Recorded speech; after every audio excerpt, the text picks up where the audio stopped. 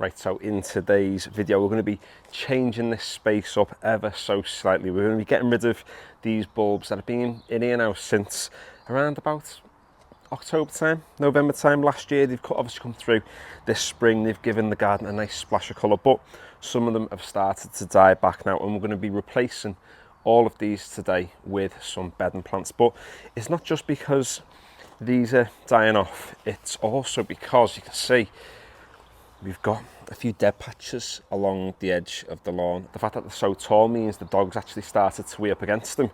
But as always, it tends to miss the plants and tends to hit the grass. And he's done the same on other parts of the lawn. These side pieces have started to recover now. However, if we don't remove these soon, he's going to literally destroy the edge of this part of the lawn, which I definitely don't want to happen.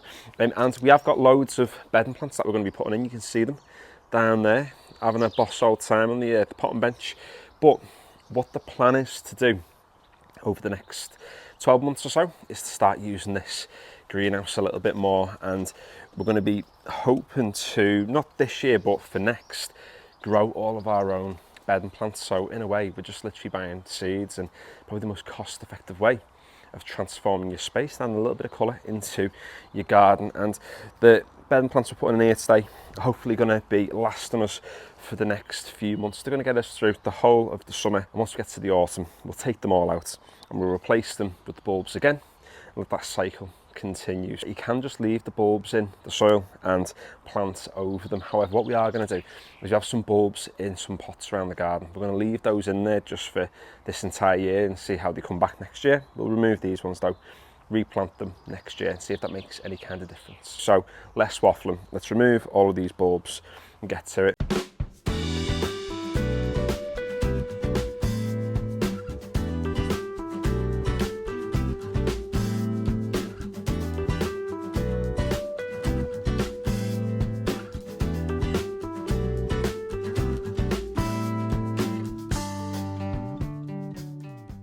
I tell you what, there's hard work that doing all the supervising of the the bulb removal. But it's good for the baby though, you know, it's good for blood flow, I think. Anyway, what we've realised is from trying to pull the bulbs up, a lot of the bulbs have remained, and it was pretty difficult having to like retrieve the bulb itself. So what's happened is probably 2/3 of them are left in the soil, and the other kind of third just came out with the bulb. So what we are doing currently is any with the bulb, putting in a bucket, and we're going to let them kind of wither away and die off and let that energy go back into that bulb in theory. So we've got some of those which you can try next year, maybe in pots or something, and we have some remaining. So they're going to come back next year anyway, so it's not an issue getting on with bedding plants now, even though we have some bulbs knocking about. So I'll show you the selection of stuff we picked up from the garden centre today.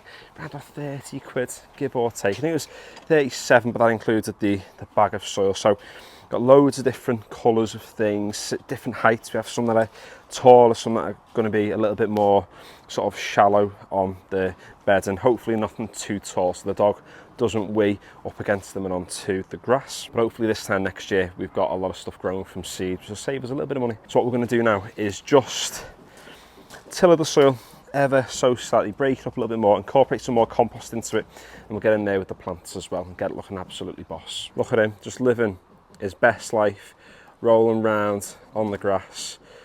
That's what it's all about. We think it's our garden, but it's really Freddie's. Nice little sock with him as well. Cheers for that, mate. Cutting this nice and short now, and he's just doing his thing. If you want to follow this channel for any kind of lawn care tips and advice and getting a lawn that looks a little like this, then subscribe if you haven't already. It's nice and simple to do. I've hardly done anything to it this year. No renovation, just fed it, cut it a few times, looking boss.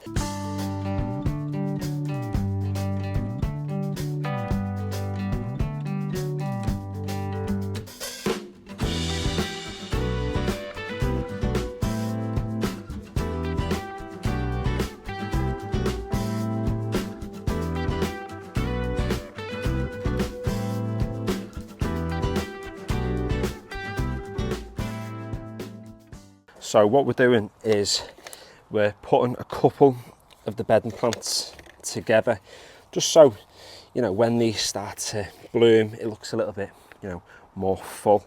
That particular plant, we've done it in different ways in the past. We've spread them out quite a lot. We've done them individually, we put them in bigger groups, but we found that when you put two together, they tend to come out quite nice. And we're just going to have a mix all the way along. We're not going to stick to one particular colour theme in one certain space. It's going to be, let's just dot them around. It's get a little bit random. I think the more random it is, sometimes the nicer it can end up looking. It just looks a little bit more natural, you'd probably say. Just saying, you know, we can feel like the fact that it is quite still clay heavy, this bed.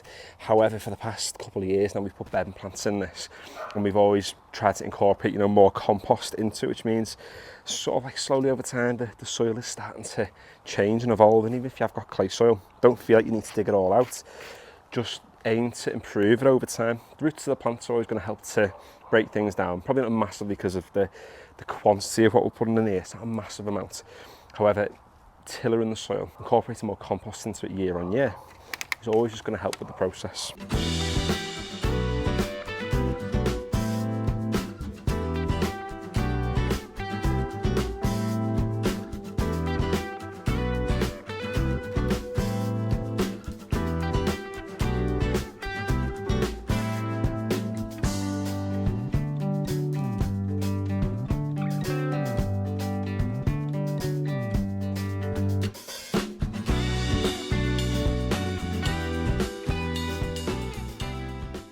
So we're just going to get on it now with some more fresh compost, just about giving the plants exactly what they need.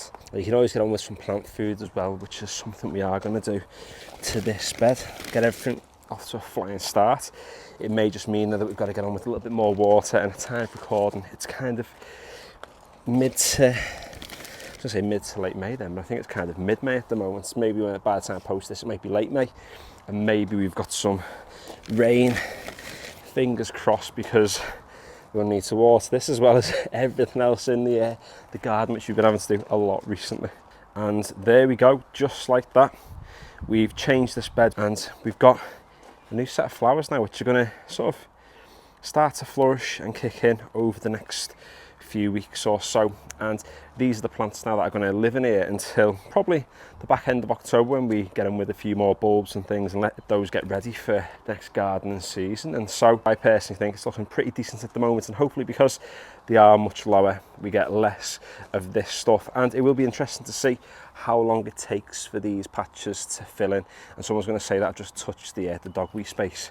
There's no dogweed on there, it's literally soaked into the soil. It's from days ago, weeks ago, that sort of thing. But it'll be interesting to see how quick they bounce back, because this is a creeping type of grass. So hope you have enjoyed today's video. If you have, feel free to give it a like, and if you want to follow along with any more kind of gardening videos or anything to do with lawn care, and you can see we've got some half decent lawns in this garden at the moment, then feel free to subscribe if you haven't already. The Instagram is in the description below. The TikTok is Novice Gardener Official. And yeah, finally, thanks for watching.